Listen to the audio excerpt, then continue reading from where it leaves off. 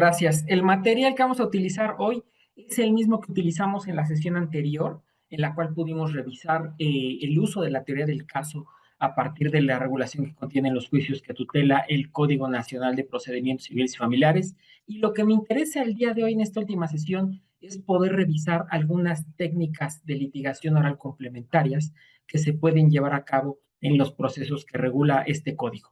Entonces, decíamos la vez pasada, en la sesión anterior, también fue viernes precisamente, veíamos que en todo caso los juicios que tutela el Código Nacional hacen esa invitación, precisamente dos juicios hacen esa invitación para hacer uso de la teoría del caso: el juicio ordinario civil oral y el juicio oral familiar.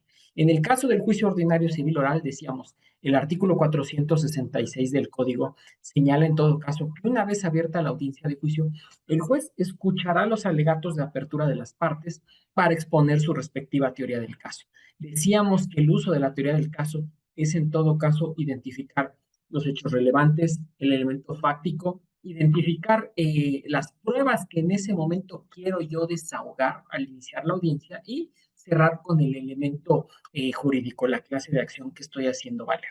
Mientras que en el alegato de cierre, yo parte representante, en todo caso, ya extraigo las conclusiones que obtuve de cada una de esas pruebas a fin de redondear con mi idea en todo caso. El otro juicio que impone la obligación, decíamos, de hacer alegatos tendientes al desarrollo de teoría del caso es el juicio oral familiar. El artículo 678 señala que abierta esa audiencia de juicio, el juez escuchará los alegatos de apertura de las partes, que no podrán exceder en todo caso de 10 minutos con la finalidad de imponer esa respectiva teoría del caso. Entonces, 10 minutos para el alegato de apertura, 10 minutos para el alegato de clausura, es el que el juez, el operador jurídico, va a conceder a las partes para exponer esta idea principal. Una vez hecho ello, dijimos que también, en todo caso, en el juicio oral mercantil podíamos identificar esa teoría del caso, porque al final del camino, por un lado, en los elementos que debe de contener la demanda, la contestación de demanda, es posible apreciarlo. Artículo 1390 bis 11 del Código de Comercio, que nos pide identificar los hechos reclamados, el fundamento de derecho o clase de acción y el ofrecimiento de pruebas.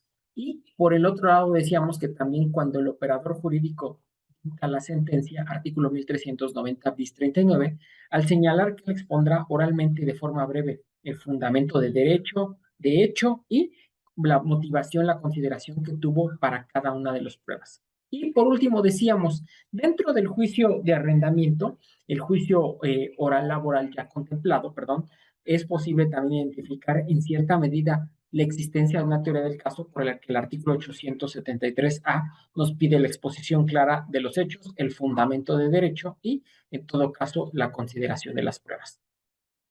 Luego entonces decíamos que ese uso de la teoría del caso lleva a plantearlo, por un lado, en la audiencia preliminar, en el caso concreto, a partir de los diferentes momentos que en este se identifica. Por un lado, en la audiencia preliminar, porque yo hago, cada parte va a defender o debatir respectivamente las objeciones que corresponden, va a debatir respectivamente la clase de excepciones procesales que correspondan, se actualizan o no para dar por concluido el juicio. Dos, porque en caso de que haya la posibilidad de construir un convenio, se van a hacer estas propuestas recíprocas para tratar de elaborar el mismo. Tres, porque en todo caso puede haber esos acuerdos sobre hechos no controvertidos, acuerdos probatorios. En el Código Nacional se le llama depuración de debate. Cuatro, puede haber cierto diálogo por las partes para la admisión o exclusión de pruebas. Y quinto, decíamos, se cita audiencia de juicio. Y en el caso concreto de la audiencia única regulada en ese juicio ordinario civil oral, esta actividad oral importante de nosotros va en los alegatos de apertura, en el desahogo de cada una de las pruebas que regula el Código Nacional y obviamente en el alegato de cierre para la emisión de la sentencia definitiva. El otro juicio que contempla el Código Nacional, que prevé esta posibilidad en todo caso de hacer valer cierta actividad oral importante, el oral familiar, en la audiencia preliminar a partir de los 7 momentos que regula. Dijimos, hay fijación de la litis que corresponde al operador jurídico, entonces nosotros podríamos hacer una actividad oral importante para precisarle la misma. Dos, porque el juez en todo caso va a determinar la posibilidad de que lleguen las partes, la depuración del debate igual, de las excepciones procesales, la posibilidad de que las partes asuman una conciliación, en todo caso porque el juez puede llegar a admitir ciertas probanzas a las partes, porque las partes pueden ponerse de acuerdo sobre hechos no controvertidos, acuerdos probatorios, porque las partes podrían asumir con el operador jurídico la situación concreta relacionada sobre el tema de las medidas de protección y medidas provisionales decretadas y obviamente la citación para sentencia. Y porque en la siguiente sentencia, perdón, en la audiencia de juicio, hay esta posibilidad en todo caso por las partes para, eh, para el poder también concluir o fijar, precisar en todo caso el desahogo probatorio que a cada uno de ellos corresponde, el llevar a cabo la emisión de la sentencia definitiva por parte del operador jurídico y eventualmente fijar la controversia. Entonces, esa es la actividad oral importante que llevan las partes en el desarrollo de estos dos juicios principales. Pero las técnicas de litigación oral no se circunscriben a ello. También es necesario tener o identificar en todo caso ciertas actividades que se van a llevar a cabo, otros métodos que se pueden utilizar para tratar de fijar posiciones orales. Primer método importante, otro método importante que debemos desarrollar en los juicios orales, el llamado método brief. ¿Qué es esto? Un brief es un resumen que se utiliza, que se desarrolla en los sistemas anglosajones, en los países en Estados Unidos, lo utilizan, es un breve resumen de una página y vean qué componentes tiene. ¿Quiénes son las partes del caso? Es decir, ¿cuál es la relación jurídica que tienen entre ellos? Dos, ¿de qué trata la controversia que está a consideración del operador jurídico? Tres, ¿cuál es el asunto legal, los problemas, las preguntas que va a resolver la Corte? Los fallos americanos están diseñados tradicionalmente para contestar preguntas. Las sentencias así se redactan. Si alguna vez han tenido la oportunidad de revisar esta famosa sentencia Marbury contra Madison, que establece en todo caso el alcance, las facultades implícitas que le corresponden a un poder judicial, a la Corte Suprema, para poder llevar a cabo la invalidación de actos de los otros poderes, empieza resolviendo precisamente esa pregunta, ¿no? Hasta dónde, cuál es el alcance de las facultades implícitas de la Corte. Las reglas normalmente se identifica como una norma de derecho y al final el análisis o el razonamiento al que llegó el tribunal. El brief es un resumen de una página, no más, y es un resumen que voy a utilizar tradicionalmente para mí. Me sirve con la finalidad de que yo pueda identificar o tener muy claro el planteamiento de derecho que voy a hacer y eventualmente utilizar ese documento con la finalidad de poder consultarlo posteriormente. No se le entrega al juez, no tampoco se le entrega a alguien más para persuadirlo. Es un documento que tradicionalmente ya se enseña a preparar, tanto en las escuelas de derecho como en los bufetes legales y en las cortes, porque recuerden que el principal insumo que utilizan para resolver casos son sentencias. Entonces, como ellos utilizan los precedentes, imagínense tratar de manejar toda la información de una sentencia de 30, 40 páginas. Es complicadísimo. Y eso que las sentencias anglosajonas suelen ser sentencias breves, no tan extensas como las nuestras. Entonces, sintetizan en una página la información más relevante del caso. Este es un brief que yo preparé hace tiempo en relación con un fallo de la Corte Suprema de Puerto Rico. ¿Por qué tomé ese ejemplo, esa sentencia?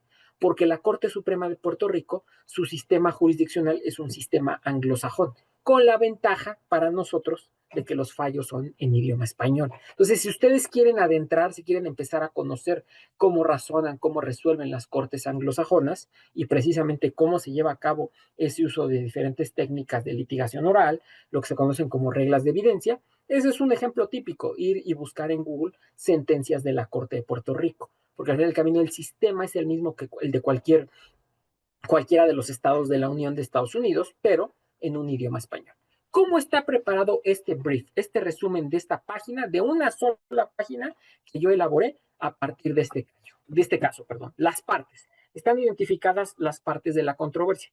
El caso en la Corte Suprema de Puerto Rico era, en todo caso, fue la señora Janet Colón contra la tienda Kmart y otros. Esta tienda en su momento también existió en México, son unas tiendas de origen francés.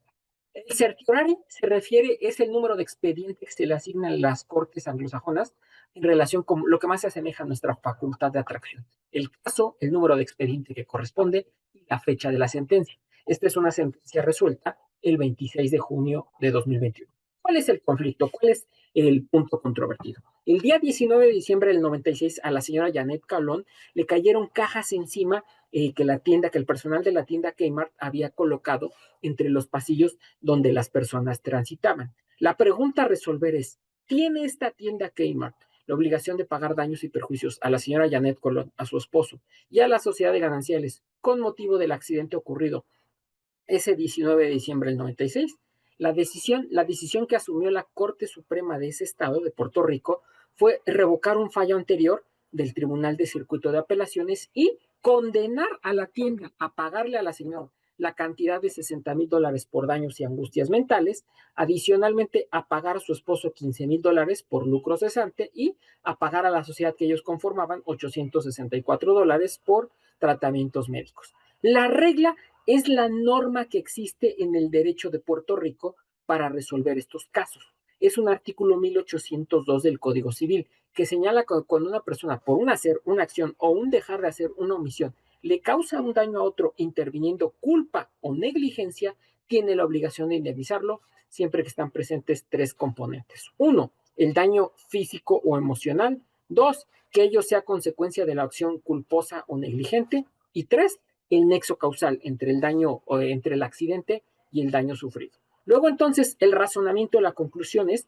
que quedó demostrado que la tienda incurrió en negligencia, ya que permitió que su personal colocara estas cajas llenas de mercancía entre los pasillos por donde transitaban las personas. Y si las cajas le cayeron encima a la señora, pues entonces se llevó a cabo esta acción negligente que obliga a indemnizar, por lo que se surten los presupuestos del artículo 1802 del Código Civil. Este es un fallo de bastantes páginas que al final del camino yo resumí en una hoja. A lo que voy es, podemos empezar a utilizar esta técnica para resumir información que nosotros vamos a utilizar en nuestros juicios orales, en nuestras audiencias, sobre todo en nuestra audiencia de juicio. Recuerden que el Código Nacional marca que nosotros no podemos leer documentos íntegros, solo leer notas breves. Entonces, no habría manera de que si queremos argumentar en ese momento con un precedente, con una jurisprudencia, una sentencia, le digamos lectura al mismo. Pero si tenemos nuestro brief a la mano, este breve resumen sobre un fallo, podemos recordar algunas ideas o podríamos tratar de hacer un brief de la propia información que nosotros manejamos con la finalidad de tenerla a la mano en ese momento de la audiencia y poder utilizarla. Más aún, otra técnica que es necesario conocer, el método IRAC. ¿Qué es este? El método IRAC es el método de argumentación escrito y oral que se enseña en las universidades de Estados Unidos. Es el mecanismo con el cual se redactan las demandas llevando a cabo el uso de la teoría del caso. Y es la forma de enseñar a construir argumentos en las escuelas de derecho de los Estados Unidos de América. Esta es una definición de IRAC tomada de un texto anglosajón. No se preocupen, ahorita van a ver qué sencillo es identificar qué es un IRAC y cómo se puede construir.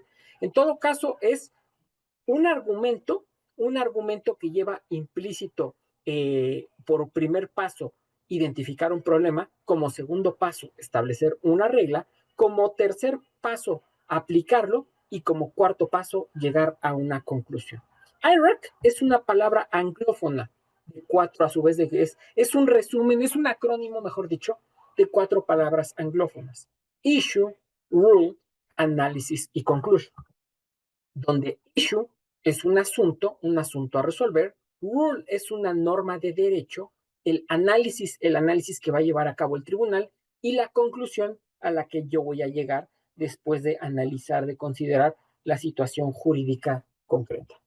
Luego entonces, traspolando o tratando de identificar los elementos que componen al IRAC, podríamos identificar que el asunto es un problema legal a resolver, la regla es una norma de derecho, un precedente judicial o un principio de una doctrina, etcétera, una norma que resuelva una situación jurídica concreta. El análisis, cómo llevo a cabo mi interpretación y llego a una conclusión.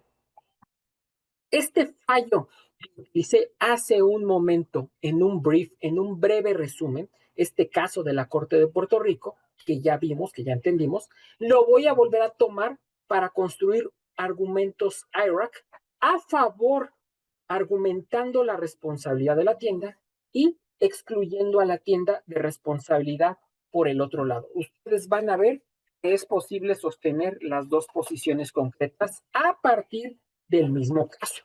Primera forma de construir el IRAC, argumentando en todo caso la responsabilidad de la tienda.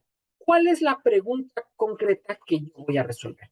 La pregunta es, ¿tiene la tienda Kmart la obligación de pagarle daños y perjuicios a la señora Janet Colón, a su esposo y a la sociedad de gananciales que ellos conforman con motivo del accidente ocurrido el 19 de diciembre del 96 en la tienda ubicada en el municipio de Cayey? La regla nunca va a cambiar, porque en el derecho de Puerto Rico, ese artículo 1802 de su Código Civil es el que se aplica para responsabilidad extracontractual. Y es en todo caso que por una acción, una omisión que causa un daño a otro interviniendo culpa o negligencia, hay la obligación de indemnizar cuando se presentan los tres componentes. Uno, el daño físico o emocional al demandante. Dos, la acción u omisión culposa y negligente del demandado. Y tres, el nexo causal entre el daño sufrido y esta acción o omisión. En el caso concreto, primero atribuyendo responsabilidad, diríamos que quedó demostrada la negligencia de la tienda Kmart, ya que permitió que el personal de su tienda colocara en cajas de mercancía entre los pasillos donde circulaban las personas, y esas cajas le cayeron a la señora Janet Colón. La conclusión es que la tienda está obligada a pagarle daños y perjuicios a la señora, a su esposo y a la sociedad de gananciales, ya que crearon una condición peligrosa en la tienda que ocasionó el accidente el día 19 de diciembre de 1996. Conocemos el caso porque lo hemos platicado. Vamos a ver ahora cómo puedo crear un IRAC excluyendo responsabilidad a la tienda. La pregunta va a cambiar. Recuerden que en el derecho anglosajón acostumbran responder preguntas legales. Nosotros podemos utilizar también ese método haciéndonos preguntas legales que vamos a resolver a partir de esta metodología. Aquí la pregunta es, ¿tiene la tienda un excluyente de responsabilidad a su favor con motivo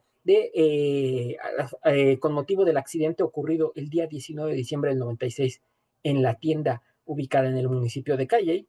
La regla no puede cambiar porque en el derecho de Puerto Rico es el artículo que regula, insisto, lo mencioné, la responsabilidad civil extracontractual.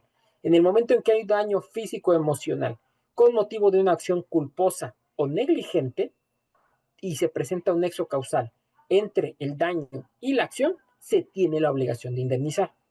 El análisis va a cambiar. Aquí la tienda justifica que tomó medidas de protección para la protección de sus clientes y demostró en el juicio que la señora Janet se ocasionó por sí misma la caída de las cajas de mercancía a pesar de las medidas de protección que ella tomó. En el caso concreto, así sucedió. La tienda sostuvo que si bien es cierto habían colocado las cajas de mercancía en los pasillos, ellos habían colocado cierta señalización de que estaban operando en ese momento y de que se estaba colocando la mercancía. La conclusión, la tienda tiene una excluyente responsabilidad a su favor con motivo del accidente del 19 de diciembre del 96, ya que tomó medidas de protección para sus clientes y entre ellos para la señora Janet Colón. Entonces vean cómo puedo argumentar de los dos lados en el mismo caso utilizando este método IRAC, sosteniendo en todo caso la conducta o bien excluyendo responsabilidad. Entonces podemos empezar a utilizar este método con la finalidad de atribuir esa situación jurídica concreta, atribuir responsabilidad o excluir responsabilidad en todo caso. Entonces, en la medida en que nos habituemos a construir argumentos escritos y verbales siguiendo este método, podemos tratar de tener otra manera de persuadir. E insisto, esta es la manera en cómo ellos, los anglosajones, van construyendo los argumentos que van incorporando en su teoría del caso. Debemos mencionar la posibilidad, en el Código Nacional hay tres pruebas que tienen una connotación oral, por así decirlo. La declaración de parte propia y contraria, la testimonial y la prueba pericial. Estas tres pruebas son a las que el Código Nacional les atribuye la conducta de razonamiento probatorio. Es decir, el operador jurídico, el juez, va a valorar estas pruebas con la finalidad de atribuirles una consecuencia.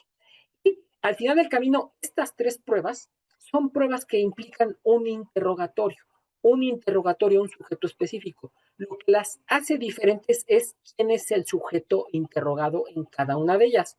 En la declaración de parte propia y contraria, el sujeto interrogado es alguna de las partes en el juicio, ya sea que sea interrogado por su propio abogado o sea interrogado por la contraparte. En el caso de la testimonial, son sujetos que con sus sentidos apreciaron una situación fáctica y van a ser interrogados por alguna de las partes del proceso.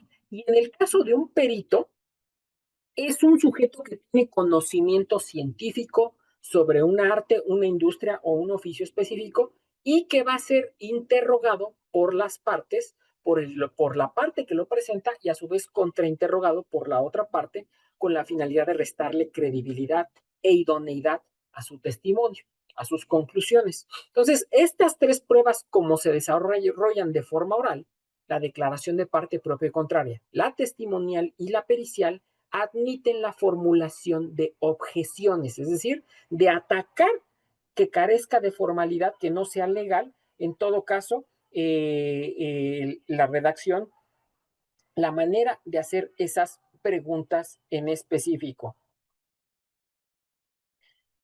Primero, no confundir estas objeciones que vamos a analizar, la manera de objetar esas preguntas, con estos 4 artículos que tienen en pantalla ustedes. Los artículos 71, 72, 73 y 74 del Código Nacional usan la palabra objeción, pero se refieren a la objeción de personalidad, es decir, vinculando en todo caso con una excepción procesal. No es esta la hipótesis a la que nos referimos. La hipótesis a la que nos referimos es objetar las preguntas que se hacen a un sujeto determinado con la finalidad de responder a un interrogatorio. Permítanme. Caso concreto, primera prueba o primera prueba que tiene esa connotación, la declaración de parte propia y contraria. ¿Cuál es una y cuál es otra y cuáles son las características que presentan ambas conforme al Código Nacional de Procedimientos Civiles y Familiares? El artículo 284 del Código Nacional regula las dos pruebas, declaración voluntaria de parte propia y declaración de parte contraria.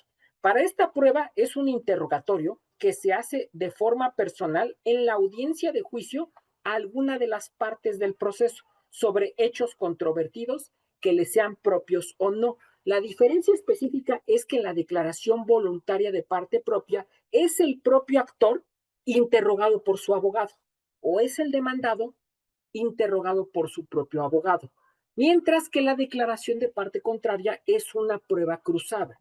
Es el actor interrogando al demandado o es el demandado interrogando al actor. La declaración de parte contraria se asemeja a la confesión a la que estamos habituados. Una parte haciendo un interrogatorio a la otra parte con la finalidad de que le conteste sí o no, es decir, preguntas cerradas, pero esta prueba permite también que se le hagan preguntas abiertas, mientras que en la declaración de parte propia es una de las dos partes, insisto, interrogado por su propio abogado, porque quiere dar su propio testimonio de cómo sucedieron las situaciones. Para nosotros nos parece un contrasentido porque decimos, ¿quién en su sano juicio va a querer pasar a declarar al Estado sobre una situación concreta que está ocurriendo? En los países anglosajones sí les suena habitual, sí les suena, sí es lógico que cualquiera de las partes pase al estrado a narrar su propia historia, más allá de lo que se haya señalado, de lo que se haya hecho valer en un escrito, en un planteamiento escrito, porque recuerden que para ellos lo que sucede en la audiencia de juicio es verdaderamente lo que es relevante. ¿Cómo se desarrollan o se llevan a cabo las dos? Declaración voluntaria de parte propia o declaración de parte contraria. Artículo 288 del Código Nacional, lo tienen en pantalla. La declaración voluntaria de parte propia y contraria se sujetará a estas reglas. Fracción primera, se desahogará primero el actor y después el demandado. El propio código marca cuál es el orden. Primero va a ser de la del actor y luego va a ser la parte demandada. Fracción 2, En el caso de que una o ambas partes hayan ofrecido declaración voluntaria de parte propia y declaración de parte contraria, el juez establecerá que quien declare primero en una u otra modalidad, inmediatamente de que concluya su desahogo, permanezca en el lugar de la recepción para el desahogo de la declaración voluntaria de parte propia y declaración de parte contraria, según corresponda, admitida la contraparte a fin de contribuir continuidad y concentración de las pruebas. ¿Qué es esto? Si va a pasar la parte actora a desahogar declaración voluntaria de parte propia y contraria, lo va a hacer e inmediatamente después va a pasar el demandado. Puede darse la hipótesis de que el actor desahogue declaración voluntaria de parte propia y contraria, después el demandado declaración voluntaria de parte propia y contraria, o que nada más haya, por ejemplo, declaración de parte contraria del actor, declaración voluntaria de parte propia y contraria del demandado, o que haya declaración voluntaria del actor, declaración voluntaria del demandado, que haya nada más puras declaraciones contrarias, declaración contraria del actor, declaración contraria del demandado, o inclusive declaración propia y contraria del actor, declaración contraria del demandado. ¿Se dan cuenta? Siempre el actor y luego el demandado. Y ya sea que hayan ofrecido una o las dos pruebas, se desahogan primero las del actor y luego las del demandado. Fracción tercera. Quien responde al interrogatorio al inicio de la diligencia, se le tomarán datos de identificación general y su domicilio. De mismo modo, no podrá recibir asistencia jurídica durante el desahogo de la prueba de quien ostente su representación como persona representante autorizada. Se le toman los datos generales al sujeto que va a responder el interrogatorio, sea el actor, sea el demandado, pero no son asistidos para contestar las preguntas por su abogado. Recuerden que cuando ustedes vean en el código la palabra persona representante autorizada, se refiere a nosotros, a los abogados o licenciados en Derecho.